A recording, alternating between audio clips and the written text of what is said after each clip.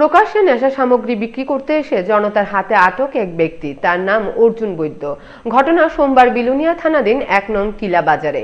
এদিন বাজারের ব্যবসায়ীরা তাকে আটক করে বেঁধে রেখে পুলিশকে খবর দেন।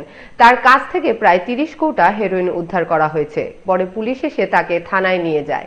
বিলুনিয়া থানার বিস্তীর্ণ এলাকায় নেশা কারবারিদের উপদ্রব বৃদ্ধি পেয়েছে বলে অভিযোগ করেছেন স্থানীয়রা।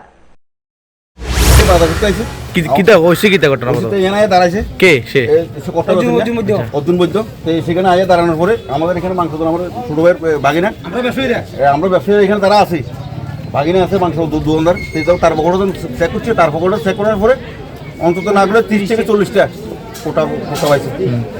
এরপর আমরা তারা এখানে দূরে বান্ধে রাখছি, রাখানোর পরে আমরা তারা পুলিশের হাতে, প্রশাসনের হাতে আমরা তুলে দিচ্ছি।